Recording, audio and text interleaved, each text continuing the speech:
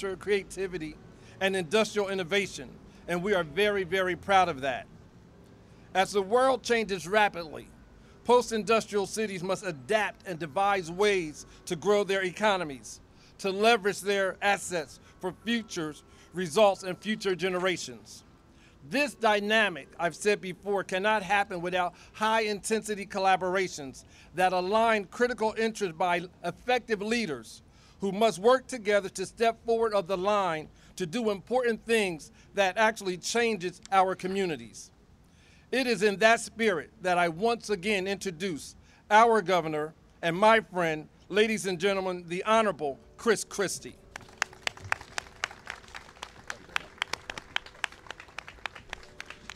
Good morning, everyone. Happy to be here. I want to thank the mayor. I want to thank Commissioner Richmond for being here as well. We're here again today in Trenton to continue our commitment to revitalizing the capital city, to make it an even better place to live, work, and visit. We know that the availability of high-quality housing in Trenton, along with the safety and quality of life initiatives we've announced previously, is essential to our comprehensive effort to attract and retain residents and employers, as well as visitors. As part of our strategy to invigorate urban growth and investment here, we're announcing today $9 million in initiatives that will address both market rate and affordable housing in the capital city. Through the Downtown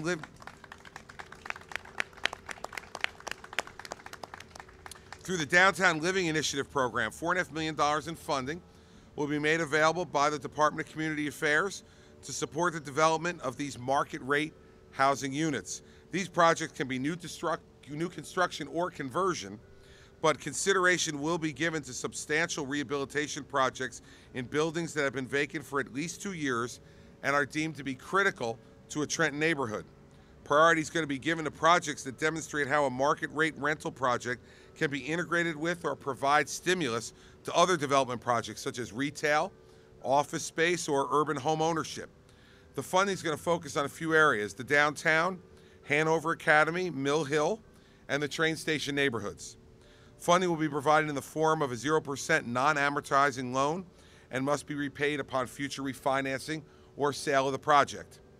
In addition, DCA has pledged an additional $4.5 million in state housing trust fund monies to fund the construction of affordable housing units in the city of Trenton. The trust fund provides a critical source of gap financing that supports the construction and preservation of permanent high-quality housing that's affordable to our low and moderate income families here in Trenton. In combination with programs like the federal low-income housing tax credits, it's anticipated that we could build 60 new affordable housing units in Trenton neighborhoods, in addition to the market rate units that I just mentioned before, that'll be part of the Downtown Living Initiative. During our administration, these types of programs have contributed to over 25,000 additional units of affordable housing throughout the state. We've been steadfast in reducing housing insecurity. Over the past 5 years, homelessness has decreased by nearly 29%, according to a new New Jersey Counts 2017 report. Since 2013, data shows homelessness has dropped by 49% in the state of New Jersey. So now, with today's announcement, we're going to continue to help the residents of Trenton with housing options. We know that's just one more piece of the puzzle to try and make Trenton more livable and more attractive. And all the other initiatives, which you've all been around to hear about, that the mayor and I have announced over the last month or so, are a big part of that. And the safety initiatives that I've announced with the Attorney General are a large part of that as well. And so we're going to continue to work hard with private sector partners and with our partners here in the city to make sure that we do what we need to do to revitalize the city of Trenton even more under Mayor Jackson's leadership. And not to forget that we're also building that new Trenton Central High School, which will be something that's extraordinarily important to students and their families as they look at where do you want to live based in part upon what kind of education and what kind of educational facilities are available for your children as you grow. So that, combined with our work at Mercer County Community College, who's now put that Trenton Hall Annex here in the city, are all very important parts of our plan to revitalize Trenton. I'm going to continue to work over the next 6 months with the mayor to set as many of these matters into motion so that the next administration can hopefully complete them with the mayor to be able to continue to move Trenton in a positive direction. I know that as these things get done, the city administration is going to attract more and more private sector investors to the city of Trenton. And that is something that will be great for the state capitol. And so that when the new State House is renovated and opened in 4 years, it will be surrounded by a much different looking city than the city it was surrounded in when it closed. So I want to thank the mayor for his initiatives and his hard work, the members of the council, the members of his staff who have been extraordinary to deal with for my team, and the folks at DCA, FMHA, and all the folks who were involved in this program. So I thank you all for being here today, and I can take a couple of questions before I go. Hey, Michael.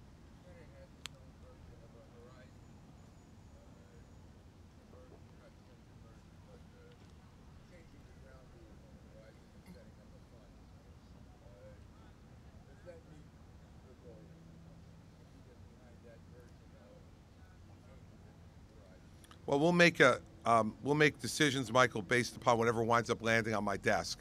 So I'm not going to prejudge any of that stuff, as you know I normally do not. But what I will say is I think that, it's good to have this conversation. I've been trying to initiate this conversation for months, and I'm glad we're having it.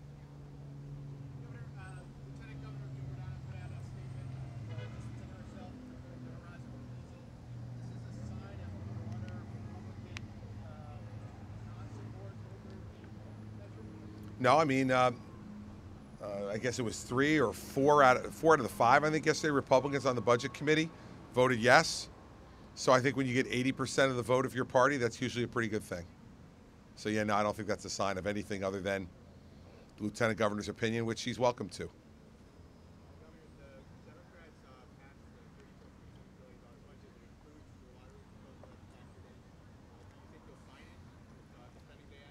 I don't know.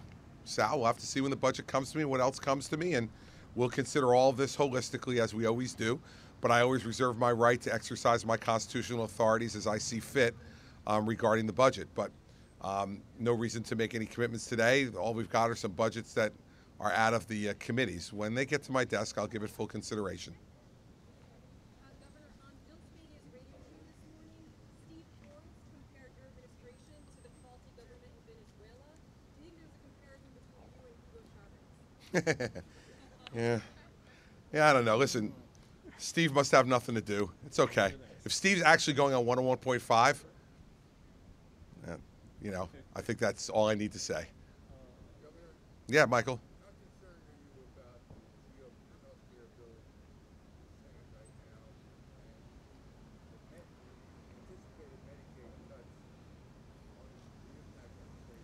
Well, again, as I've said before, Michael, if the Medicaid expansion is changed without an appropriate transition and ability for us to be able to deal with those issues, that's a problem. And so it seems to me from what I'm reading that the GOP bill in the Senate's changing by the day as they attempt to get more votes for it, because I think right now they're short of votes from what I've read. So obviously it's a concern to me. Anything that impacts Medicaid will be a real burden on the people of the state of New Jersey. So I'm concerned about it. But again, we'll have to see what actually comes out of there, because I guess is what I read, at least, again, I don't have any inside information, is that they're 4 or 5 votes short of being able to get where they need to get. So when that happens, a lot of negotiation occurs, and we'll see what the bill ultimately looks like.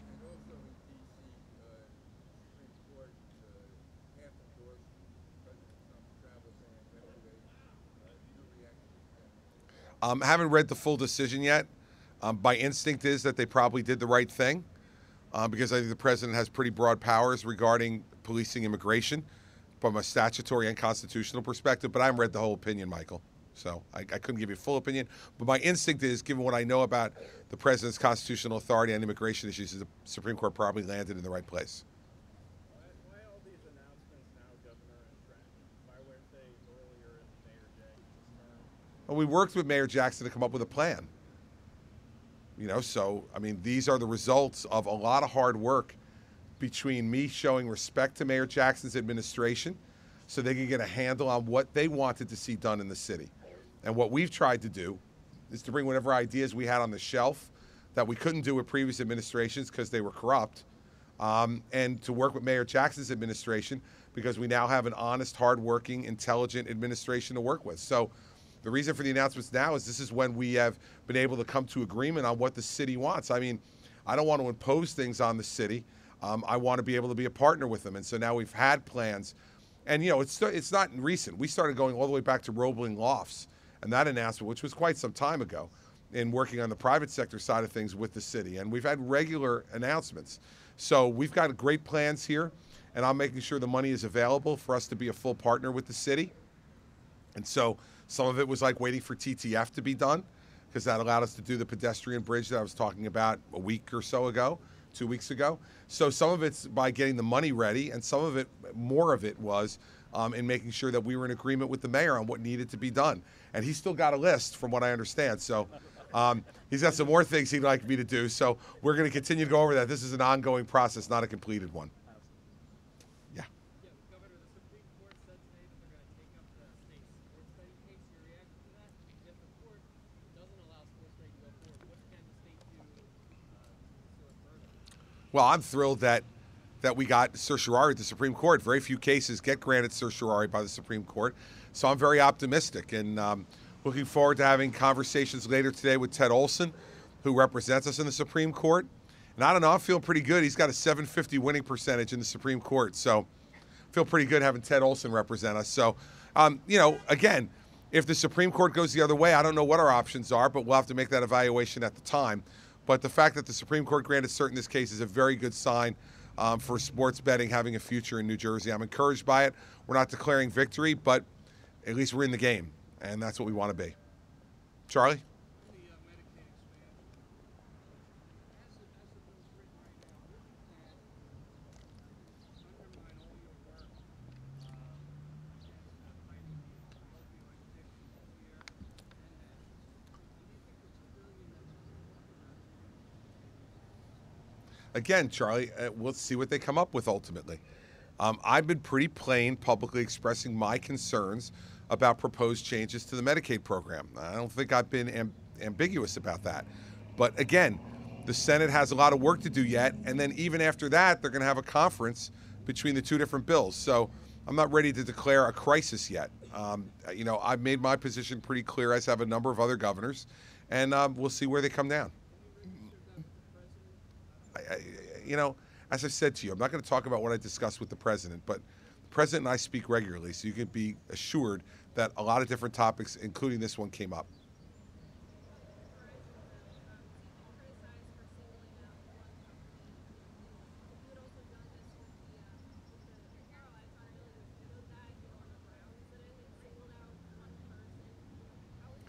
They're the only nonprofit insurer in the state. They are unique. They are a nonprofit insurer with a charitable mission so designated by law in the state of New Jersey. They didn't just appear out of nowhere. They are a creation of the state. They are not a private company. They are a nonprofit public insurer. So there's no one else in their category, unlike in Atlantic City, where there are many other casinos. There is no other nonprofit public insurer. So that's the difference. Matt? Governor, yesterday some undisclosed group was handing out these $1 million George Norcross 20 bills, and you know, in discussion with Horizon, there's been a lot of talk with lawmakers, maybe privately to us, about this being a Norcross-driven proposal. Any response to that? Is that sort of just? Listen, you know, Horizon's doing everything they can to try to be less accountable and less transparent. And throwing stuff up against the wall is part of what they did, including the carnival that they put on yesterday at the State House. Wonder how much that cost. And by the way, policyholders paid for all of it. You know, everybody who's talking about concerns about policyholder money. I read a Philadelphia Inquirer story that said that they have 10 different in-house lobbyists, 5 different out in the outside lobbyists, and they put on that whole carnival yesterday.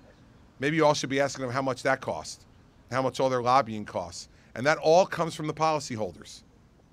So, you know, not to mention all their advertising in the media. Dustin? I'll give it to you, Michael.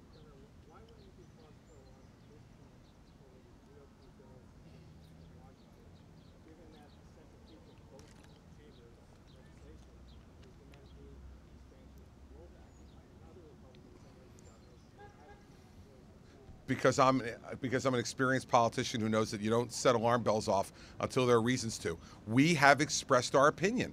Dustin, I'm not a member of the United States Senate. Okay, I've expressed my opinion as a governor that I'm concerned about proposed Medicaid changes. I'm not going to go down to Capitol Hill and pour gasoline on myself and light myself on fire. I have lots of friends and contacts down there. I've expressed myself. And now the Senate and the House will express their will and the president will express his. But I don't know what you want me to do, like go and have a march on Washington? I mean, I've expressed myself behind this microphone any number of times already. Maybe that's not sufficient for all of you, but that's what I get to do since I'm not a member of that body. I don't have a vote. I'm not on a committee. I get to express myself on behalf of New Jersey's program, which I'm the guy who voluntarily expanded it, and I'm the person who has publicly said it's worked, and also publicly expressed the fact that I have concerns about this. But I'm not going to go start yelling and screaming about it. That's not the way you get things done in this context. Michael?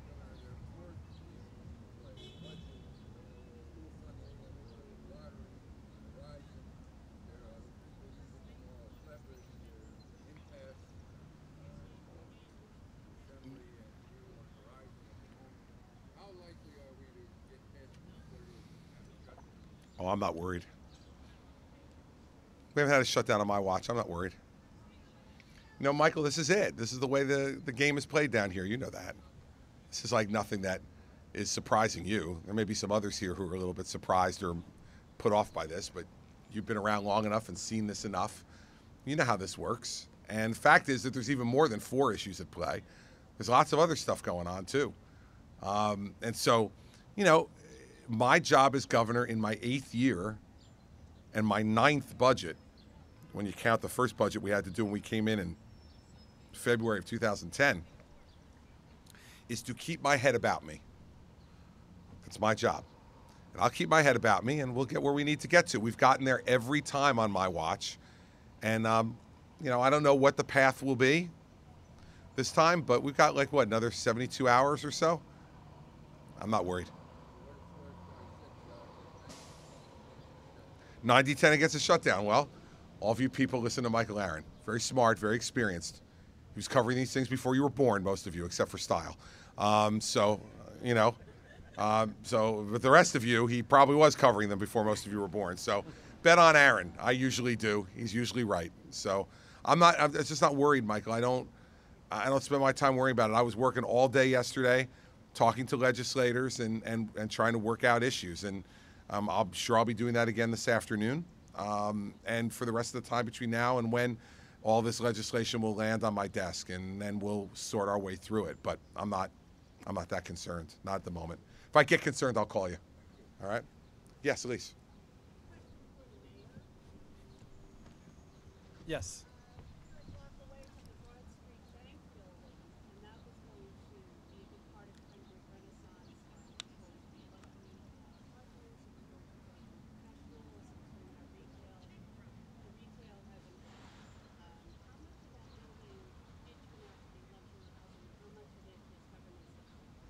I don't have the exact numbers in front of me or off the top of my head, but I can tell you it's initiatives like the governor announced today that will help us create the dynamic in our downtown with residential. And I'm an advocate for market rate and mixed use, so that's the initiatives that myself and my administration, the partnerships I'm working on with the governor, will also help us achieve. And where we have potentially buildings that did not meet their full expectancy, I'm confident under my watch and my administration, when we have partnerships like today, we'll reach our full potential.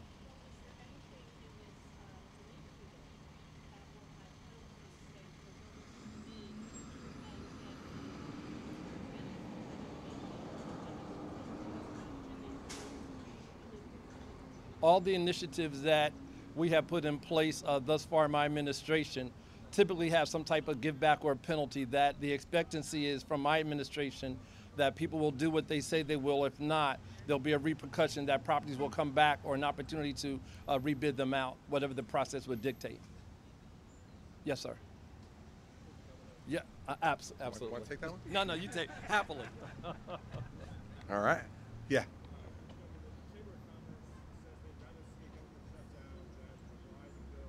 Yeah, well, they get a lot of money from Horizon, so you're not surprised about that, are you? I want you to go. You guys will do a little work because there's not going to be a lot going on. You can remain calm. All right. You guys should go and do a little work. Go look at the Horizon Foundation and see how many people who are actually opposing this legislation got money from the Horizon Foundation. Go find out how many of these organizations are getting money from Horizon or the Horizon Foundation. I mean, you know, the fact is that I know this is a concept that is abhorrent to discuss, but there are times that interest groups in this city are bought and paid for on a number of different levels. And I've seen that any number of times with the Chamber of Commerce. So, you know, doesn't matter to me. And quite frankly, in my experience in Trenton, the Chamber of Commerce has very little influence. The only one who has less is probably BIA. Yeah.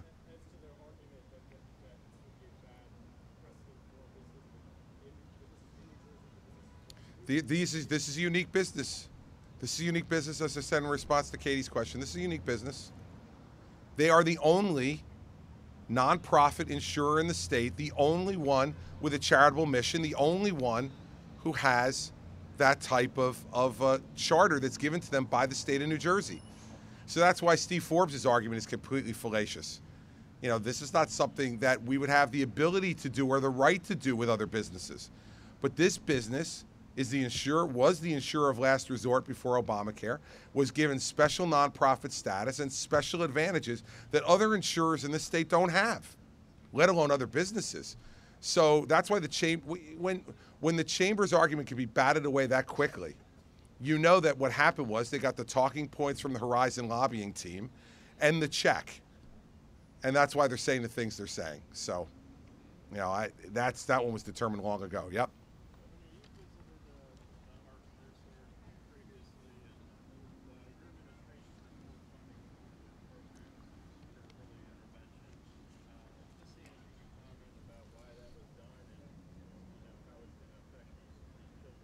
I don't know which program you're talking about. So why don't you get specifics to Brian and we'll give you a response to it. But I can't respond to, of the thousands of programs, that one off the top of my head. Mm-hmm. No. Come on. Would you? Well, yeah. That's because you got to, yeah, see, if you were an elected official, you wouldn't. Who would meet with him? Come on, stop. No, it could not use some reform. No, I disagree with you. And you can give me your legal analysis on why bail reform needs to be changed and school the former U.S. attorney on why the bail reform should be changed. But, you know, I got to tell you the truth. I'd meet with you before I'd meet with the bounty hunter to discuss this issue.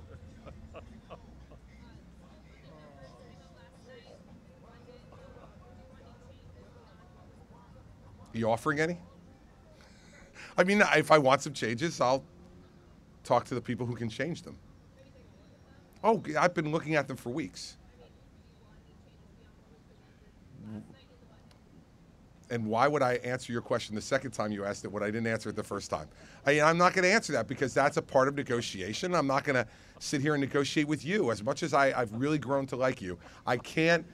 You should take that off your Twitter page too. I don't not like you. I mean, seriously. You know, like let that part of it go. You know, I mean, it's just one comment, one time. I mean, I call on you all the time.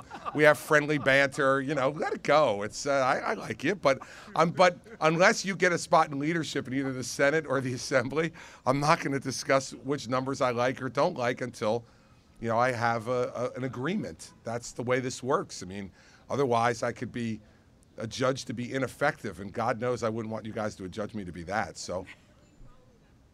Pardon me? I haven't done that yet?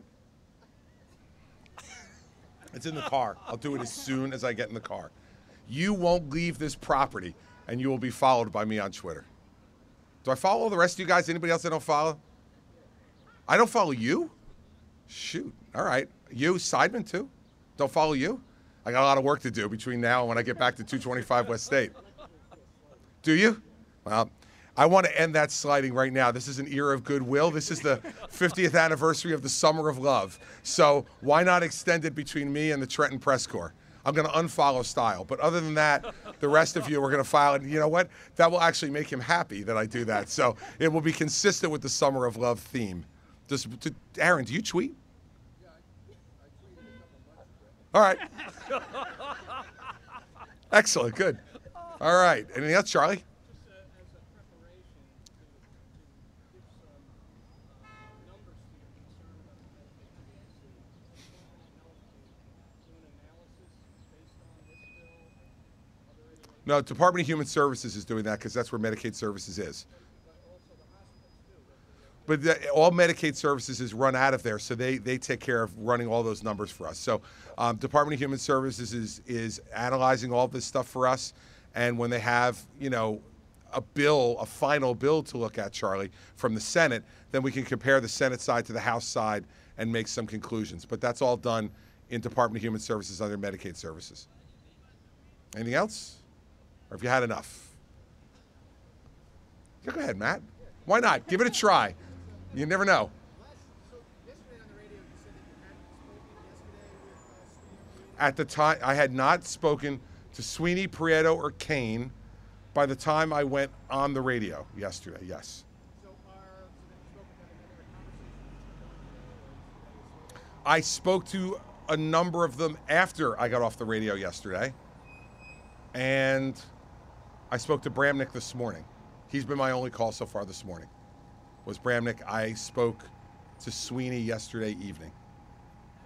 Expect negotiations today, or is everyone just Well, they're not down here, but they can call me or they can come down and visit if they want. I've got a few meetings this afternoon, but I got a couple open slots. Not for the bounty hunter guy, but a couple open slots. So if those guys wanted to come down, they'd be more than welcome to come down. I have an opening for lunch today too, because I had a lunch, but it got canceled. So maybe I might slot somebody in for lunch today. We'll see. You're not asking. I already did lunch with you once, pathetically, when no one else would take you out to lunch among your colleagues. Will you at least request that the state's attorney general maybe meet with Congress? No. I like the state attorney general. I'm not going to ask him to do that. I'm going to say, Chuck, who's my least favorite cabinet member? I'll ask them to meet with the bounty hunter. Chuck will come up with, he knows. Chuck's been around a long time. He knows who my least favorite cabinet member is, and we'll send that person over to that department and let them meet with them. May have something to do with the subject matter, may not, but at least they'll say they met with somebody. No, I have not. No, I have not. Not directly. Anything else? Oh, sorry. Only press today. You got to have one of those fancy badges. Town hall meeting. I'll take questions from the public. Anything else? All right, everybody. Mayor, thank you. Members of the council and the staff, thank you. Let's get to work here in Trenton. Nice announcement. You're incredible. Having fun? Yeah, I am. You're incredible. Lessons learned too. I'm telling you. Teacher, man. Teacher. This will help them. It will.